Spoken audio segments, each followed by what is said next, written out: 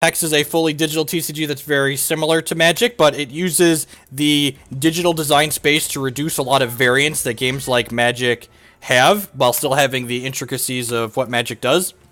So one of the things you'll note here is you'll see my opponent and I each have separate pictures. I am Blue Sparrow, and they are playing Renner, and these aren't just cosmetic. You'll see our starting life totals are different. So the starting life totals in Hex range from 16 to 26, depending on the champion that you pick. A really nice thing about the champions is that they remove a lot of that free wins that aggro and cheesy combo decks get in games like Hex and Magic, because the champion allows me to kind of get a feel for what deck my opponent is likely playing. So I can make educated mulliganing decisions in a game before the match even starts. I'm going to hold the second Arcane Focus for now, so I can Transmogrifade a Vampire Prince if they have it on 2 here. I'm not, like, looking for anything in particular right now, so I think I'm going to hold that Arcane Focus until I need something specific. And look, there's a Vampire Prince, so Transmogrifade's a card that uses the digital design space. We want to do this at end of turn, though. It is kind of like makes their troops worse. So it takes my opponent's troop and turns it into a random troop that costs 1 less. So it's very good against cheaper troops, but it's less efficient against larger troops because, on average, the larger troops are a little bit more powerful. Heart's Whisper is another card that uses the digital design space very nicely. It utilizes a mechanic called Fate Weave. So basically, when I play this, it's going to let me draw 2 cards, but before I draw the first one of those, I get to choose between resource and non-resource, and it stacks my deck in that manner. So I'm going to go ahead and pick Seek Fortune here, so I'm guaranteed that one of these 2 draws is going to be the 4th resource that I need. There are actually dual shards in Hex that are uncommon, that are like less than 50, they're like a quarter a piece. You could probably even find people that would give them to you for free that draft a lot.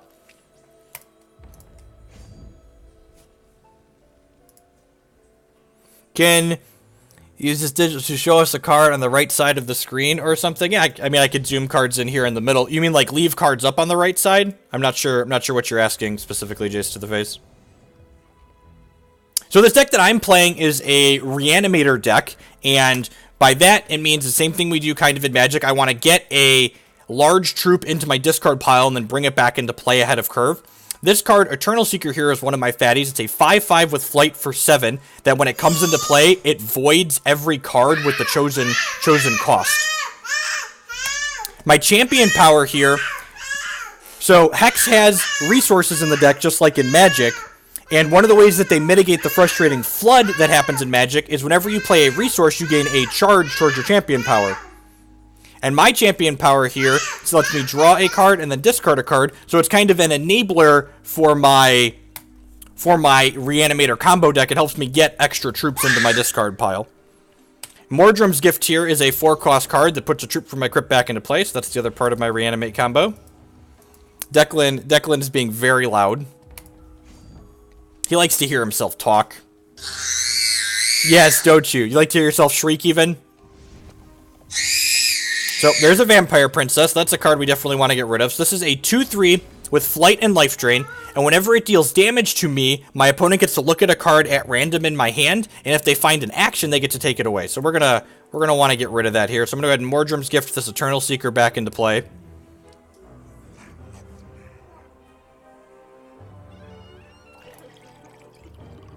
And you can see here, when I put something on the chain like this, my opponent gets a chance to respond to it. So like this Runebind card is a quick action. So I can play cards on my opponent's turn, and they can respond to the plays that I'm making. You're not just playing solitaire games like you do in games like Elder Scrolls or Pokemon or Hearthstone, where like there are things that aren't happening on your turn.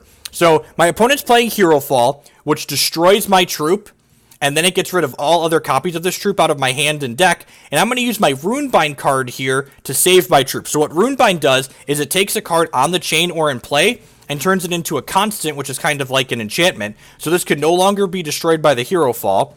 And what the Mysterious Rune does is it says, when a resource enters my hand, I get to replay this card. So basically, the next time I draw a shard, I'm going to get to replay my Eternal Seeker. So we got to save it from my opponent's removal spell, and then it's going to get to come back into play and re-trigger its deploy trigger and get rid of their 1/1 here. So I'm actually going to wait a turn on drawing some extra cards here, and the reason for that is I would really like them to have something scarier in play when I re-trigger when I re-trigger this, this Eternal Seeker, so I'm hoping they play it under their Vampire Princess or something here. Yeah, I think we are, Burgle, actually. So this card lit up when it came into play because it had a trigger on it. So this is a 1/3 with lethal, so it's a good defensive troop against aggressive decks. And it says, whenever this or another Venom, which is its troop type, comes into play under my control, it puts 2 spider eggs in my opponent's deck. And when my opponent draws one of these eggs, I get a 1/1 unblockable troop into play under my control. The Aegilus plan is definitely not good here.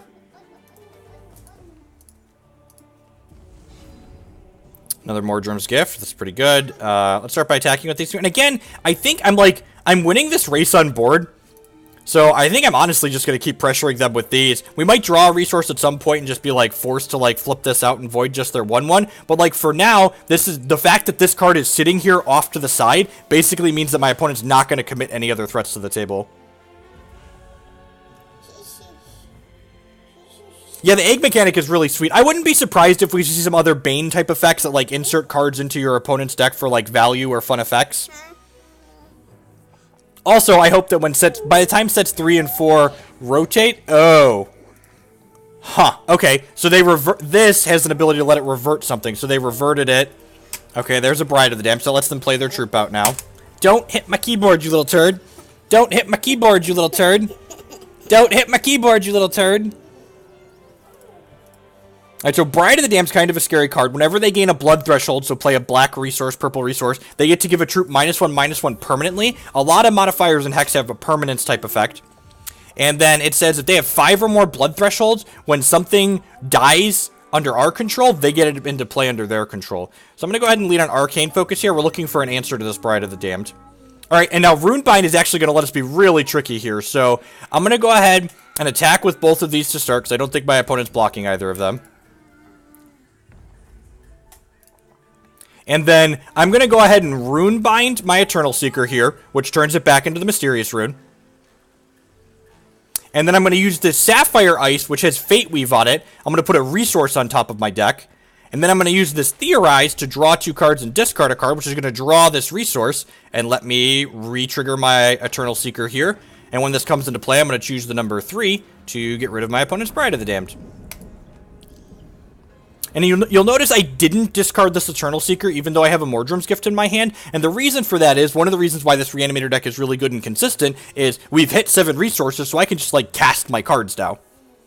Only one of our fatties, the Aegilus bomb, is uncastable, so... okay, so Hero Fall means we got pretty punished for keeping that one in our hand. That feels really bad. I guess I should have thought about it, because Hero Fall takes all the other copies out of our deck in hand, so if I'd have thought about that, I'd have been able to play around it. So I feel a little bit bad that I didn't play around that. Let's go ahead and Theorize and see what we get. Yep, that's pretty sweet. And then... am I going to go ahead and play this? I'm not yet, actually. Again, I'm just going to wait until they have another threat into play. Like, we're winning this race with our Exarch of the Eggs, so I'm going to wait till my opponent puts something into play that I care about, and then I'll Mordrom's Gift back the Eternal Seeker to get rid of whatever they played.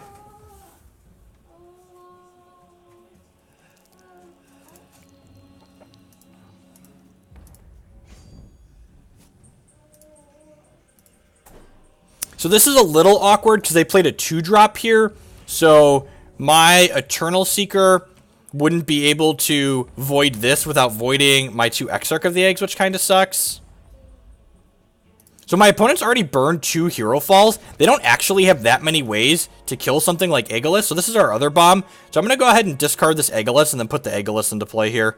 What Aegilus does is Aegilus gives me and all of the troops I control invincible other than himself. So aside from this Aegilus, my opponent can't deal damage to me or any of my troops until they take this off the table. They have diamonds, so they might have some ways to void this.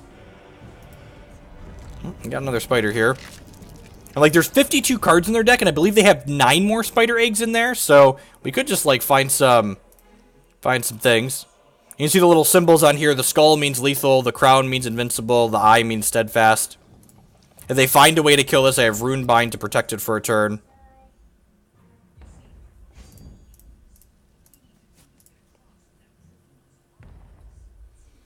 Maybe we played something like that really early in the season in OVO Frostform deck.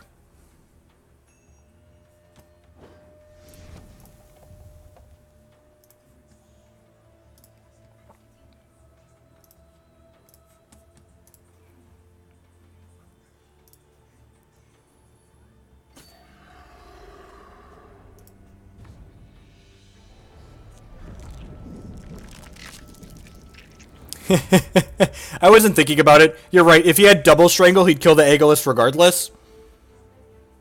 Is there anything weird that could punish me? What if he has like totem traps in his deck? They could have some amount of totem traps in their deck. I think I'm gonna say I'm playing around totem trap.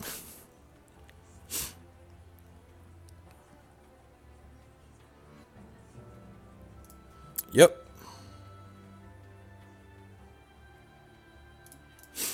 Runebind this. So I'm no longer invincible, but my Aegilus is going to be over there, and they conceded. So, okay, so now we have kind of a transformative sideboard plan, which is kind of sweet. I've been waiting to try out. We board into a deck that plays a lot like Storm.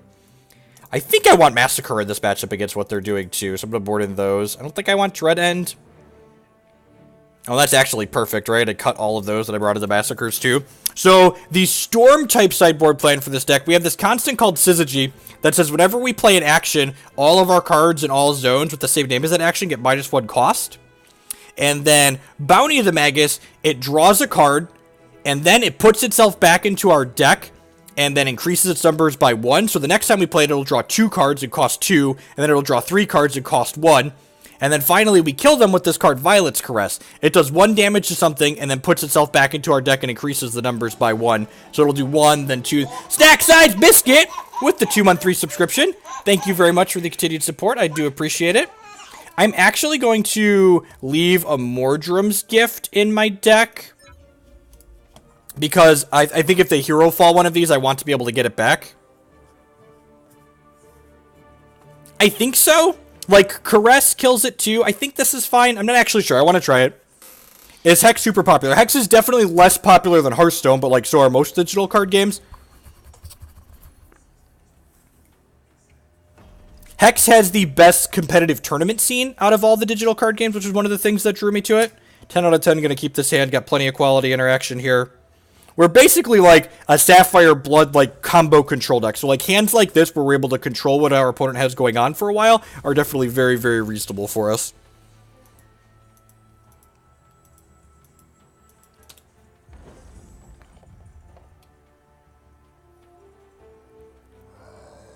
Withering Gaze, sure.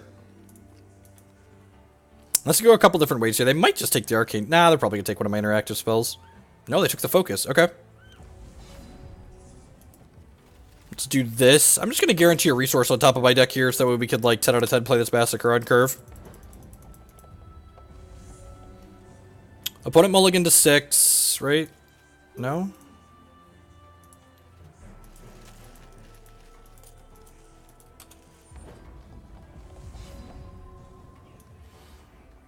I'm going to guarantee a non-resource with this one since we're going to hit the Massacre on curve anyways.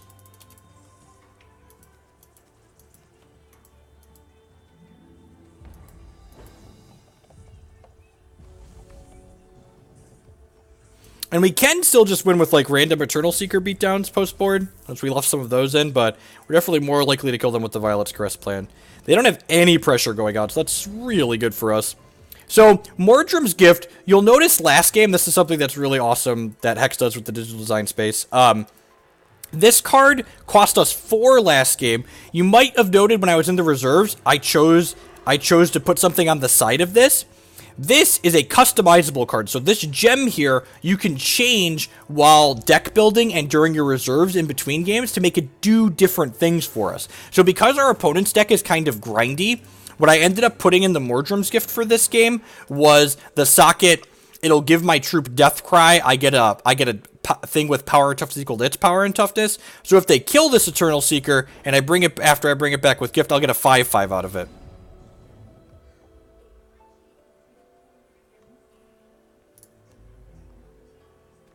Well, you have to remember, too, and, like, I love Hex, but, like, just being honest and above the board, like, smaller communities tend to have slightly less assholes on average, right? Like,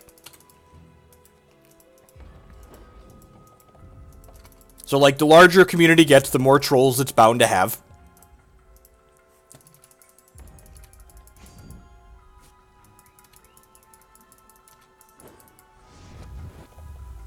Opponent put another Eternal Seeker into my bin. Well, if I knew they were going to do that. So every time this hits us, my opponent buries the top card of our deck, so discards the top card of our deck to our discard pile. And then, on top of that, if it's a resource, they get to take that resource to their hand.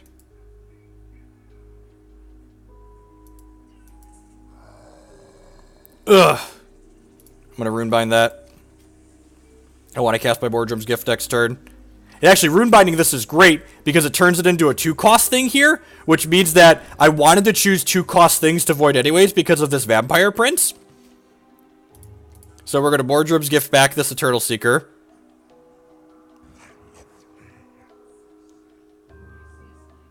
So let's avoid all the 2-cost things. So their Withering Gaze is just gone for good now.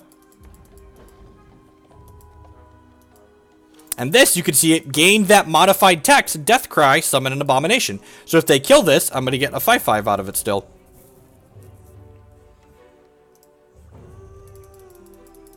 That's pretty good. That's pretty good. I guess that gem isn't a combo with Massacre. Oregon Strangle? Alright, that gem is terrible. Why did I put that gem in? Alright, let's Heart's Whisper for non-resources here.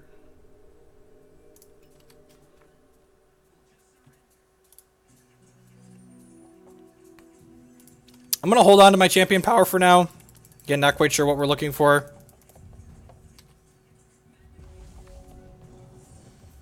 Hopefully they, like, play out another troop here, because, like, just this 3/3 isn't a particularly quick clock. I guess they know about the Massacre, right? Maybe I'm just going to have to 1-for-1 this Massacre. Wait, do you have Withering Gaze in your hand? They know about this Massacre, right? No, they didn't. They didn't see it. Did they see it? Yeah, they Withering Gazed me on 1 and I had this, right? My opponent has made a terrible... Let's Withering Gaze just to, like, double-check what they have going on. Alright, so that's just... It's pretty awful. How about some standard games with the old Fog deck? I will add that to my list. We're going to be looking for some sweet ones to play this weekend for sure. Maybe I'm supposed to save that resource to loot away with my Champion Power. Yeah, that's probably what's supposed to happen. My opponent just said, what a punt, I should have remembered you had Massacre. Yeah, probably. Focus. And again, I'm gonna... Nah, I can bin a Transmog if we draw 2 good ones. Bin Permafrost. And again, I'm gonna hold this Eternal Seeker now until they play their next threat out. How do we lose now? Well, we do have to find a way to win the game eventually, right? Like, we need to draw some bounties to the Magus and get those going. I don't think I want to Eternal Seeker this since I can kill it with Violet's Caress. Hit my Champion Power here since we have a Shard to loot away. Go ahead and Violet's Caress this. Violet's Caress then goes back into my deck, and then the next Caress is going to deal an extra point of damage. I'm going to guarantee a non-resource on top of my deck. It should be in a pretty good spot here.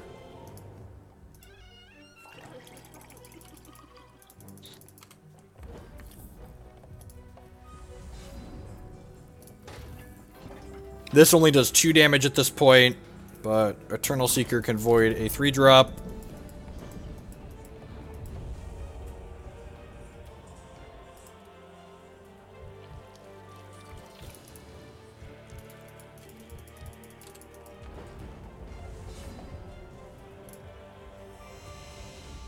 Grab a charge. I'm going to loot here again. Again, I feel like one of these transmogs could kind of be extra sweet. Bounty of the Magus. Let's cast this. The first one just draws 1 card, but the next one's going to draw 2 cards. I'm going to hold on to this Theorize for now. I'm not really looking for anything in particular. We're almost out of resources.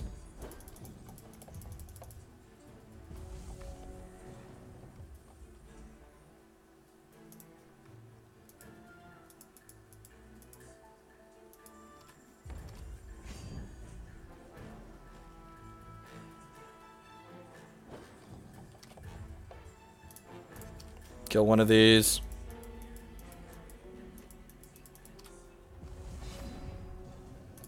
Let's power through these at this point. Don't need a resource.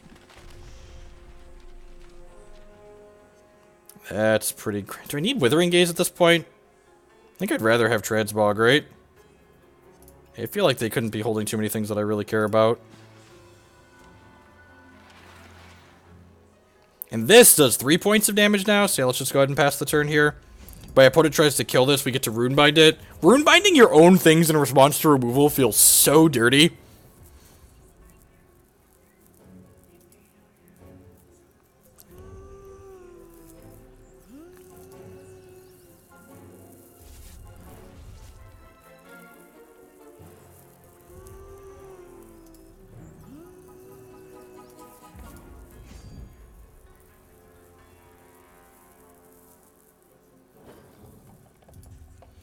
I'm not going to caress this because then we don't have Runebind up to protect our Eternal Seeker. And since my opponent has 5 blood thresholds, they'd be able to take this over. Syzygy seems fine at this point. You do get to draw a lot of cards in Hex. You are not incorrect in that assessment. I'm going to go ahead and kill this now, make my Violet's Caress cheaper. If they go to kill this in response, I'll Runebind it. Alright, pass the turn. And our Bounty of the Magus is we've played 2 Bounty of the Magus at this point.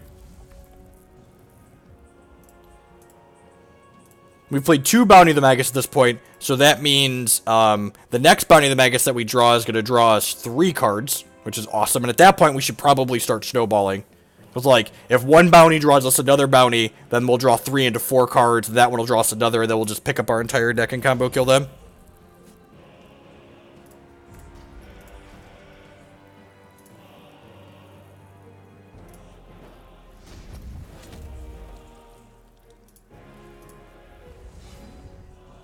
Yeah, this deck seems really sweet.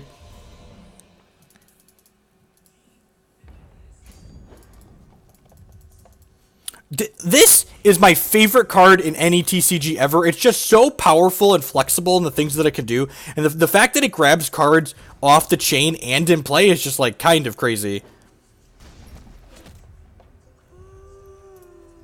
Okay.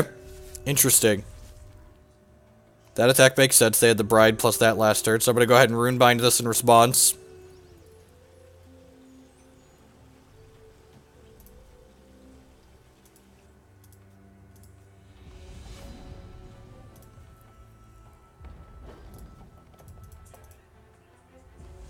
We all know Runebind is unplayable. Yep, right.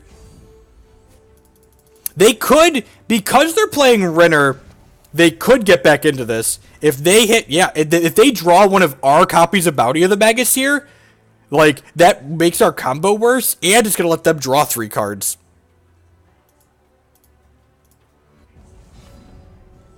Heart's Whisper, perfect. I could force ourselves to draw a resource, but I think I'd rather just draw non-resources at this point. And we hit a resource anyways, so, yep.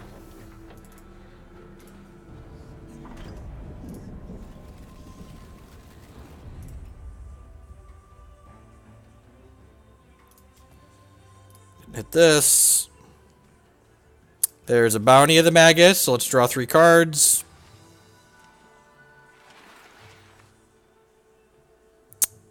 That's unfortunate. Didn't draw another bounty. It's Heart's Whisper.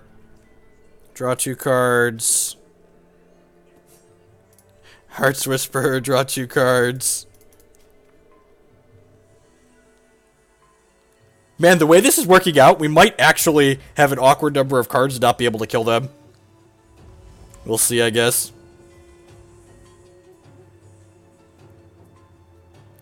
So there's 14 cards here, and 4 of them are Violet's Caresses, and 3 or 4 of them are... I guess they could have drawn a Violet's Caress, too. If they drew a Caress off of our deck, that'd be bad for us, too. From the Ashes. They're going to get a troop out of our crypt regardless, right? Oh, I need to Runebind that. I can't let them take our Syzygies out at this point, I don't think. So hopefully we can go off this next turn. We're going to get to see 3 cards. That's fine. There's a Bounty of the Magus. So we play Bounty. This draws 4 cards, and now our Bounties of the Magus are free.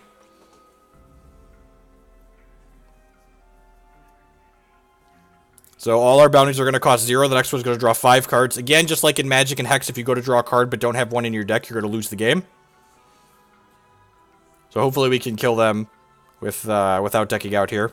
I think with the Theorize and the Focuses, we're going to be okay. And now we use this Violet's Caress to deal 4 damage to our opponent. Go up to 11 cards in our deck, and then we'll play this Bounty of the Magus to draw 5 cards. And assuming we don't get exceptionally unlucky to, like, have a mix of no Violet's Caresses, we should kill them here. So Violet's Caress goes up to the face. And this Bounty of the Magus is going to draw 6 cards. There's only 8 cards in our deck. So we'll pick up a bunch of cards here. Hopefully 3 Violet's Caresses, 3 or 4 Violet's Caresses. They could have one of our Violet's Caresses in their hand right now.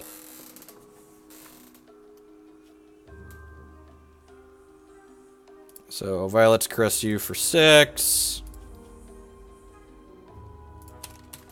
GG's opponent. Violet's Caress you for 7. And then I actually can't, I can't Bounty of the Magus here because I'll deck out. So let's guarantee a non-resources on top of our deck here and then cast this Theorize.